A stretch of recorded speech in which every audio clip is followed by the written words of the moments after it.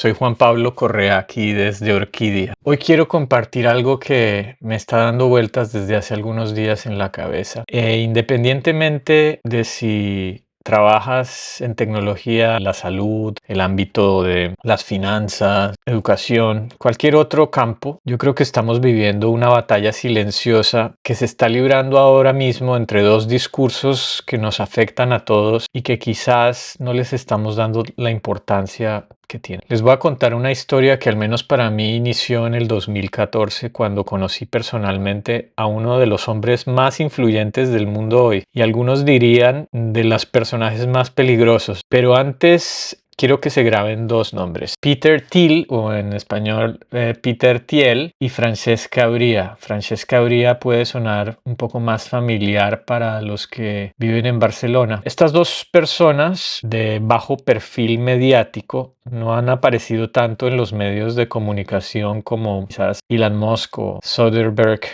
pero sus ideas están moldeando el mundo que habitamos, quizás el que habitaremos, y por eso creo que vale la pena echarle una mirada a qué es lo que están diciendo estos dos personajes. Como les dije, esta historia para mí empezó en el 2014. Yo fui al Web Summit en Dublín. Para los que no están familiarizados con esta conferencia, imagínense, al menos en aquella época era el evento más grande del mundo tecnológico, donde convergían todos los que querían cambiar el mundo con una app o con un algoritmo o con una startup. Dublín en aquella época era donde se hacía este evento. Entiendo que se hace en Portugal, pero en aquella época Dublín no era casualidad que se hiciera allí un evento de estas proporciones. Irlanda se transformó de ser uno de los países más pobres de Europa en los años 90, principios del 2000, en un centro tecnológico global, atrayendo a gigantes como Google, cambiando sus políticas fiscales, favoreciendo este tipo de corporaciones que instalaran ahí sus enclaves tecnológicos, poniendo sus pies, digamos, para servir al mercado europeo. Yo en aquella época viajaba con un inversor colombo-americano que de repente en una de las conversaciones me dice: oye, yo voy a ir a ver a Peter Thiel, ¿quieres venir a acompañarme? Y entonces yo le pregunté: pero ¿quién es este tipo Peter Thiel? Y entonces me explicó que Peter Thiel había cofundado con Elon Musk en su día PayPal. Bueno, técnicamente Peter Thiel tenía un fondo de inversión en aquella época, ahora tiene otro, que ha invertido en varias empresas, entre ellas pues empresas de Elon Musk. De hecho fue uno de los primeros inversores de Facebook cuando apenas estaba comenzando en el 2004, y se le conoce como el padrino de lo que llaman la mafia de PayPal. De ahí salieron los fundadores de empresas tan conocidas como YouTube, LinkedIn, prácticamente hoy en día la mitad del Silicon Valley actual. En aquella época el auditorio estaba repleto, era como una especie de pequeño estadio, y ahí Thiel en el medio del escenario estaba presentando su último libro que se llamaba Zero to One. Y bueno, yo lo escuché.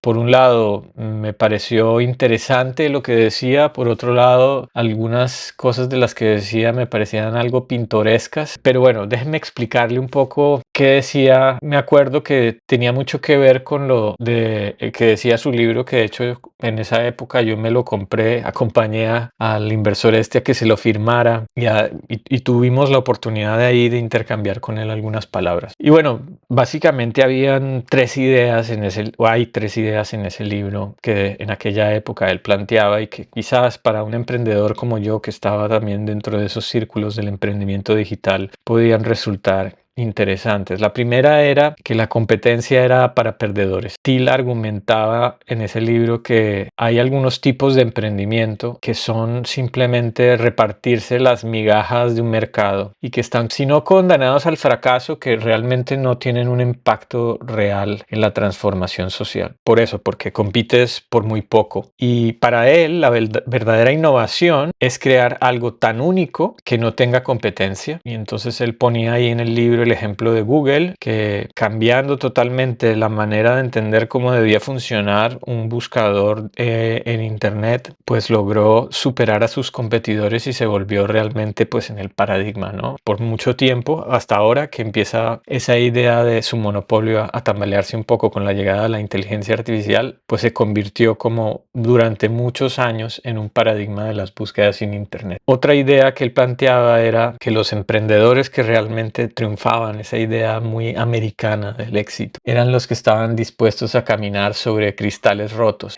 Según él, son esos emprendedores que están dispuestos a sufrir, muy importante dentro de lo que él afirmaba ahí, a romper las reglas, a hacer lo que nadie está dispuesto a hacer. Son precisamente ellos los que transforman el mundo. Y pues ponía como ejemplo Uber, que técnicamente al principio fue ilegal en muchos países, pero que siguió adelante hasta cambiar las leyes de algunas ciudades. Y quizás la idea más controversial de Thiel es la idea del monopolio, que el monopolio es bueno, que empresas como Google, si no hubieran logrado construir esa especie de monopolio sobre las búsquedas, no hubieran podido invertir en otras ideas y emprendimientos que después se desarrollaron y que han cambiado el mundo, ¿no? Y ponía en el libro, creo que estaba el ejemplo de los laboratorios Bell, que inventaron los transistores, y cómo AT&T, que era una empresa de comunicaciones en Estados Unidos, al tener el monopolio de las telecomunicaciones, pudo transformar la manera en que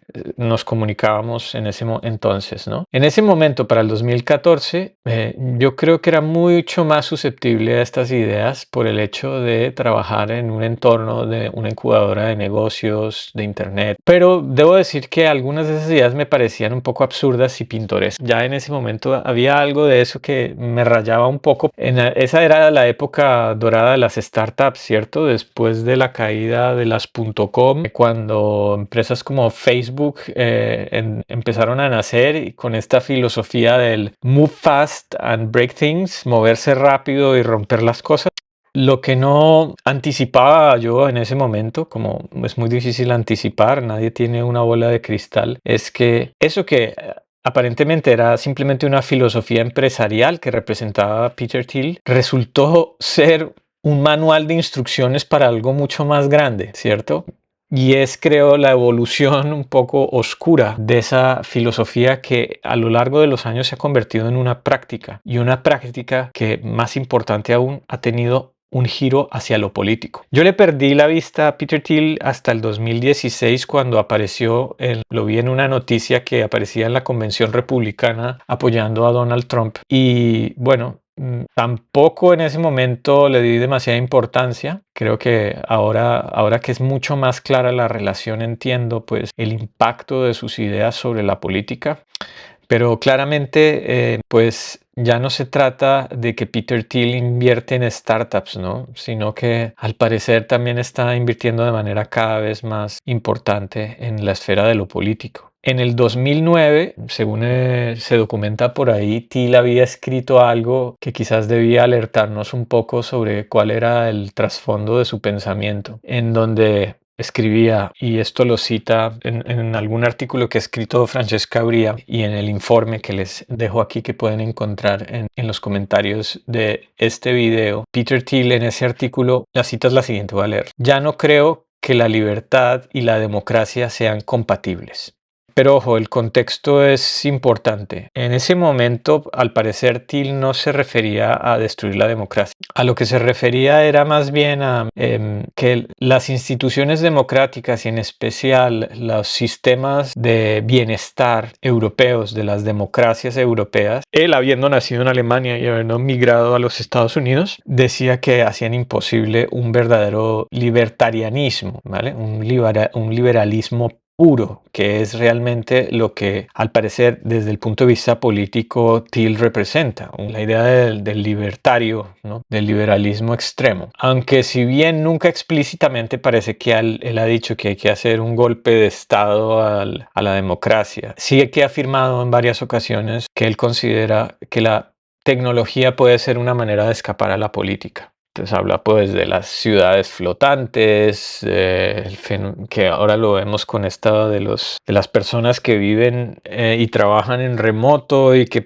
hacen parte de ecosistemas de desarrollo tecnológico que no están localizados. Ha hablado siempre de la colonización del espacio y por eso pues su relación tan cercana con Elon Musk. También la importancia de tener presencia en el ciberespacio, que es ese espacio digital en el que habitamos. Por aquella época también recuerdo una de las cosas que quizás más me interesaba de la que hablaba Peter Thiel era el tema de la longevidad. Íbamos a alcanzar un desarrollo tecnológico que nos permitiera incluso pensar en que los humanos íbamos a vivir mucho más tiempo. Y lo que él anticipaba como una oportunidad de inversión, pues curiosamente se ha convertido en estos años en una industria y lo vemos aquí en todos lados. Biohackers nos dicen cómo vivir hasta los 100 años tomando suplementos y haciendo ejercicios de respiración. Bueno, esto Thiel lo vio antes de que llegara esta tendencia, él lo vio para que vean que independientemente de si podemos estar o no de acuerdo con sus ideas disparatadas sobre la política, sin duda es un personaje que tiene una capacidad para anticiparse o quizás para influir en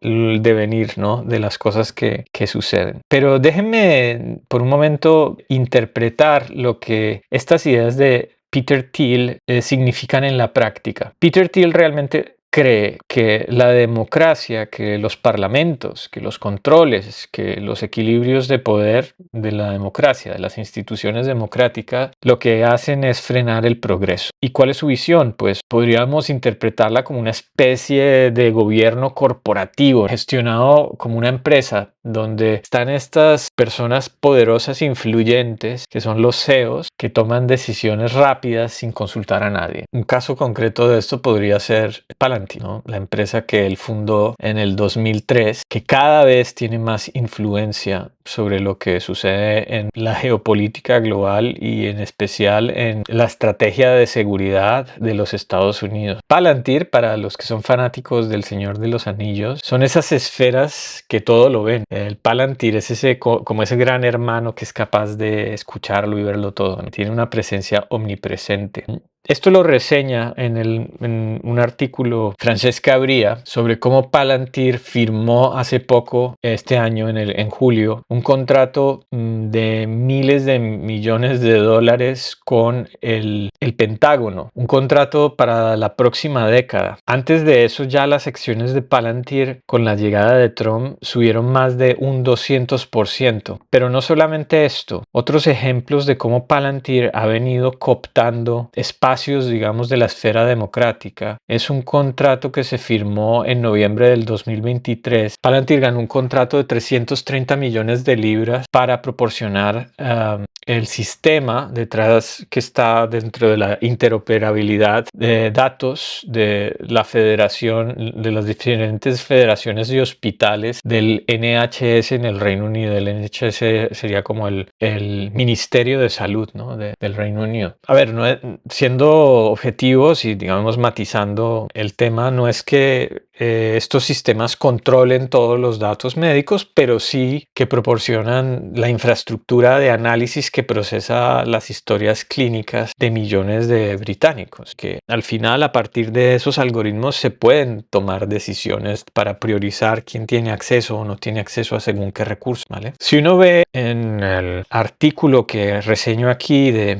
Francesca Bria, hay un mapa en el cual ella muestra cómo empresas como Palantir y otras han ido firmando contratos con diferentes gobiernos, incluido hay alguno reseñado ahí con el gobierno de España durante la época del COVID, para proporcionar estos sistemas de análisis de datos. Y a lo que le preocupa mucho a Francesca Bria, que es el segundo personaje del que quería hablar, porque creo que tiene una visión general de cómo se está entretejiendo estas relaciones de poder entre estas empresas, grandes corporaciones tecnológicas americanas y su giro hacia la política, ¿no? Y el patrón que a ella le preocupa en el caso específico de Palantir es cómo ha ido poco a poco cooptando espacios que anteriormente eran responsabilidades exclusivamente de instituciones democráticas, pasando, como ella explica, a través de un sistema de retroalimentación, competencias de esas instituciones públicas a estos sistemas de información que están, digamos, gestionados por estas corporaciones. Y esto es un patrón que ya es mucho más evidente en Estados Unidos, porque en Estados Unidos estas relaciones entre el mundo corporativo y el de la política son evidentes y las hemos visto en otros gobiernos, pero en el caso de Europa, que en teoría se mostraba un poco como el adalid de la protección de datos en el mundo, hay una frase así de cajón que los que trabajamos en el mundo tecnológico la hemos oído varias veces: Estados Unidos innova, la Unión Europea regula y China copia. Esa aura pues de ente protector de los derechos y de la democracia que en teoría Europa representaba, lo que Francesca Bria advierte es que pues quizás se está tambaleando también. Por eso detengámonos un momento en hablar de quién es Francesca Bria. Francesca Bria, como ya dije, para los que viven en Barcelona quizás es un personaje más familiar. Ella en el periodo de 2016 al 2019 fue comisionada de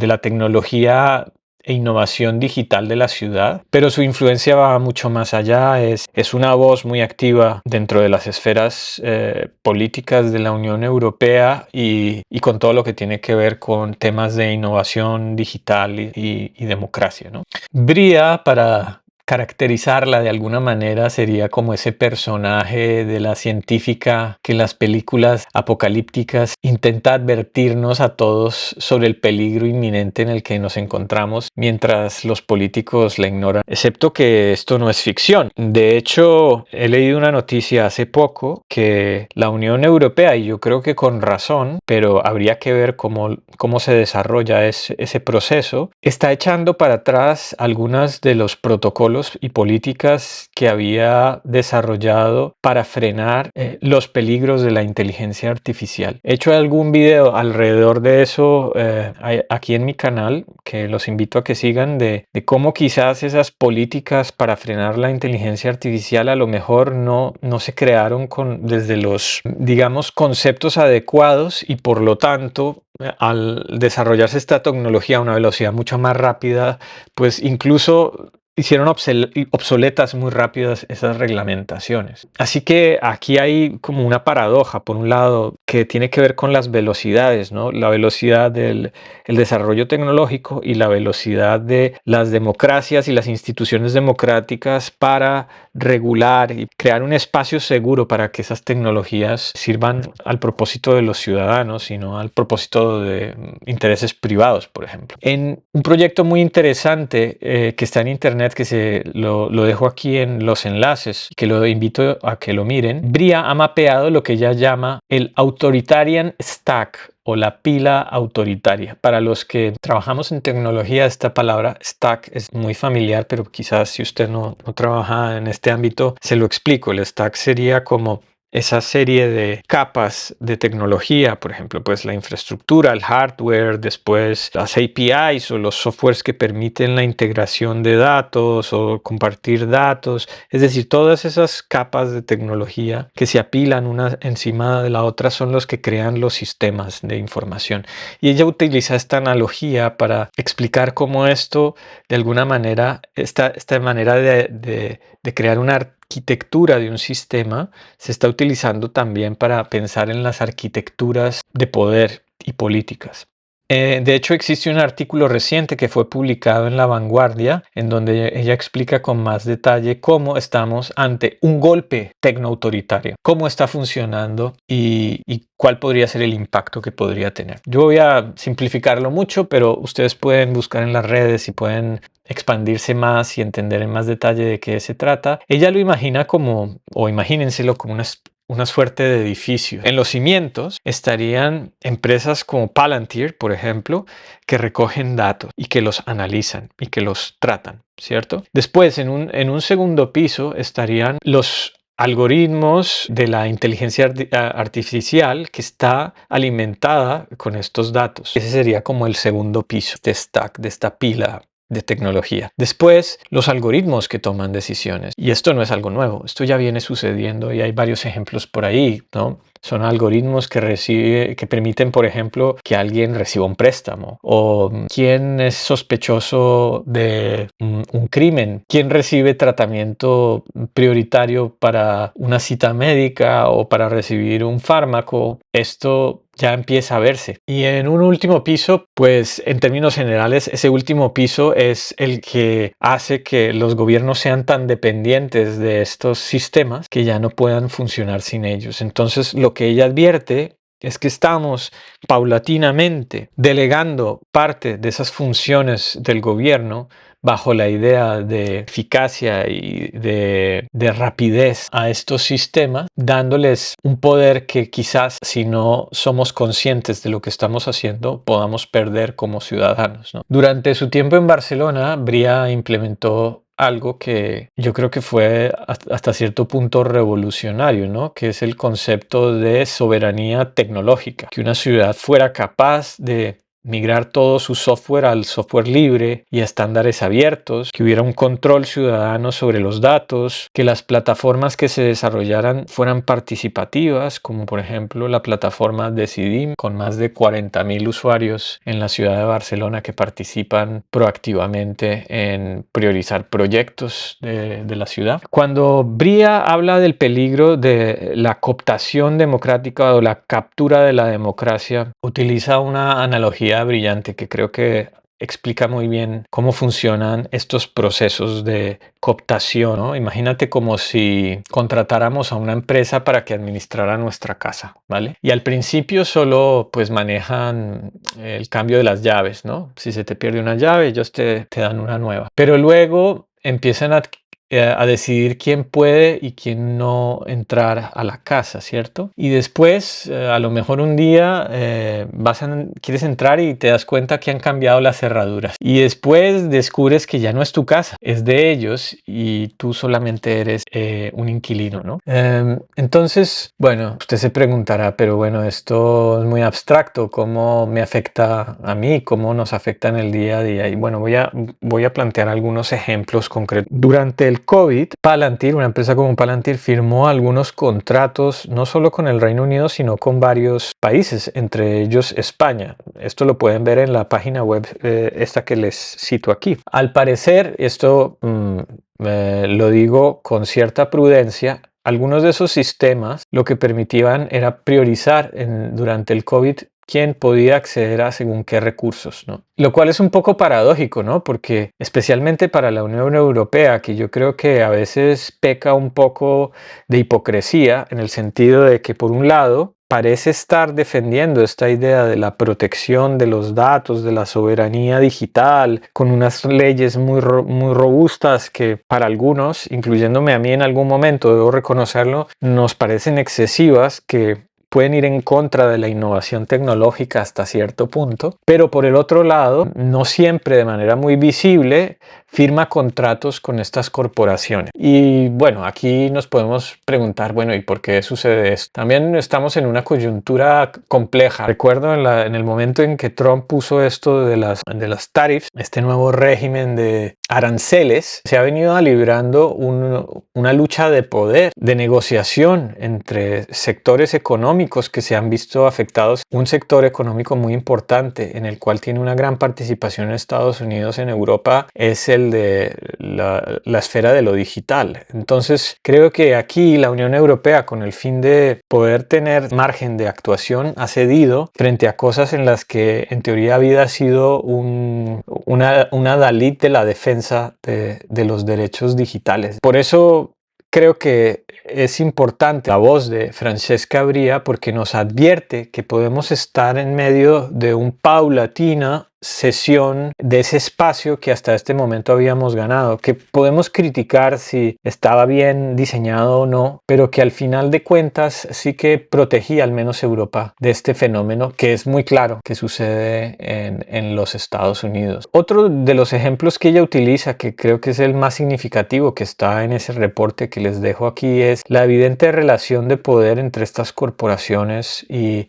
las diferentes agencias de control de los Estados Estados Unidos, el Departamento de Seguridad de los Estados Unidos y otras agencias en donde se ven claras relaciones de cómo esta arquitectura de corporaciones, inversores como Peter Thiel, que además dentro de este informe ella lo muestra como el arquitecto en la sombra de este sistema, pues cómo cada vez más han influenciado la política en los Estados Unidos, y en especial pues menciona el caso, quizás el caso más relevante es el de DJ Vance, el vicepresidente de los Estados Unidos, que recibió de Peter Thiel la mayor donación individual en la historia del Senado, unas cantidades millonarias de dinero para su campaña, y que sería como lo que llamamos en Colombia la cuota política de Peter Thiel en el gobierno de los Estados Unidos. Entonces lo que Bria dice es que ya el Silicon Valley no solo construye apps, construye imperios, ¿no? Y esto cada vez lo vemos más claro. Compañías como Nvidia o la misma Palantir, sus capitalizaciones en la bolsa son mucho más grandes que el PIB de muchos países, lo cual nos hace pensar cuál es su capacidad de influir en los aspectos de la vida de los ciudadanos, teniendo en cuenta que la inteligencia artificial tiene un papel cada vez más grande en el devenir de la esfera digital. El gobierno español acaba de lanzar un programa muy ambicioso para implementar la inteligencia artificial, para dar fondos a las administraciones públicas para que los repartan y se creen iniciativas alrededor de la inteligencia artificial. Habría que ver cómo todo esto tiene que ver con este gran entramado corporativo, ¿no? Porque al final la inteligencia artificial depende de muy pocos. No todos podemos desarrollar un modelo de inteligencia artificial. Como hemos visto y como la historia nos lo está poniendo, solo unas pocas corporaciones, unas pocas iniciativas que tienen grandes recursos, que tienen acceso a unas grandes infraestructuras, son las que están capacitadas para desarrollar estos modelos de inteligencia artificial, con lo cual el acceder con muy poco dinero a desarrollar proyectos de inteligencia artificial a lo que nos aboca es a tener que alquilar esos servicios, el que han creado otros actores, que muchos de ellos se encuentran o en Estados Unidos o en China, que es donde se encuentran estas grandes capacidades tecnológicas que pueden permitir a esas empresas desarrollar esos modelos de inteligencia artificial. Eso no quiere decir que esto pueda tener un efecto positivo, no lo sé, pero tenemos que tener claro el juego en el que vamos a entrar, ¿cierto? Entonces yo sí creo que estamos en una encrucijada con dos caminos muy claros e inquietantes a la vez. Esta visión de Peter Thiel, que de hecho hace poco en una conferencia privada en San Francisco dijo unas palabras desconcertantes de que quizás estamos en un momento en donde hay un rey malvado, tirano, que está en los tiempos del final de la historia de la humanidad, ¿no? Que puede sonar un poco una locura medio religiosa y conspiranoica, pero que revela el tipo de pensamiento de este individuo que tiene una influencia muy grande en el gobierno de los Estados Unidos de Donald Trump, ¿no? Es decir, el camino de Peter Thiel representa lo que algunos han empezado a llamar el tecnofeudalismo o la tecnomonarquía, en donde hay un grupo de una élite representante de estas megacorporaciones tecnológicas que, bajo el discurso de la eficiencia tecnológica, plantea que es más importante las decisiones rápidas, poniendo de lado a la burocracia, que es muy importante innovar sin ningún tipo de restricción, que los más capaces, según ellos, sean los que tomen las decisiones, una idea de eficiencia por encima de la participación de la gente, muy alineada con esta idea de Peter Thiel de que la democracia no sirve para nada, ¿no? Y bueno, y hay que mirar los números, seguir los números, ¿no? Ahora una empresa como Palantir vale 273 mil millones de dólares. En cambio, el camino que propone Bria sería el de una democracia digital. Sí, quizás más lenta, quizás menos espectacular que estos cohetes que salen al espacio, ¿vale? Pero sería una tecnología que al menos estaría bajo el control de los ciudadanos, bajo el control de las instituciones democráticas, lo cual permitiría desarrollar una innovación ética con reglas claras en donde todos los que participan puedan decidir cómo utilizar esa tecnología para apoyar las decisiones más importantes que afectan a la gente, ¿no? Donde esté la justicia primero que la eficiencia. Y el ejemplo más cercano de esto sería proyectos de tecnología al servicio de la gente que Bria propuso en Barcelona durante el tiempo que trabajó allí. Entonces, como vemos, son dos maneras muy diferentes de entender lo que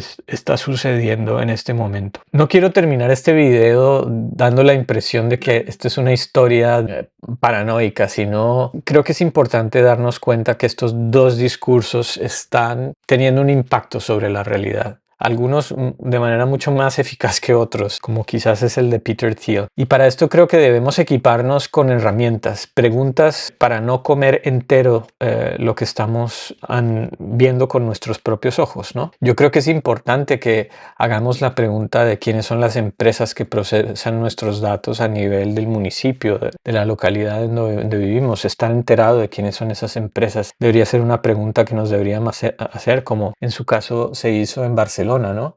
O en la ciudad donde vivas. Yo creo que es importante exigir la transparencia o en un ámbito tan importante como el de la sanidad o la salud. Es muy importante saber qué empresa analiza los datos y cómo lo analiza, ¿no? Que los algoritmos sean abiertos. Yo, por ejemplo, trabajo con unos algoritmos que no son de acceso público, pero si uno accede a las licencias, está todo totalmente documentado y hay investigadores científicos que trabajan sobre esos algoritmos para mejorarlos, para discutirlos en seminarios, para contrastarlos en diferentes países. Al igual que esto, deberían hacerse públicos muchos de los otros algoritmos que toman decisiones continuamente sobre temas que nos afectan a todos. Otra cosa que podemos hacer, yo creo, es apoyar alternativas locales. Está claro que ya la innovación no toda viene de Silicon Valley, y en España, en Finlandia, en Colombia, en Latinoamérica tenemos talento más que suficiente para desarrollar tecnología. Otro punto es entender el contexto, ¿no? Cuando alguien dice, algún iluminado de estos dice, esto lo debemos hacer por la eficiencia, deberíamos preguntarnos, ¿eficiencia para quién? ¿A qué coste democrático? ¿No? Y mirar los números, seguir el dinero como lo hace Bria. ¿Quiénes están detrás de estos contratos millonarios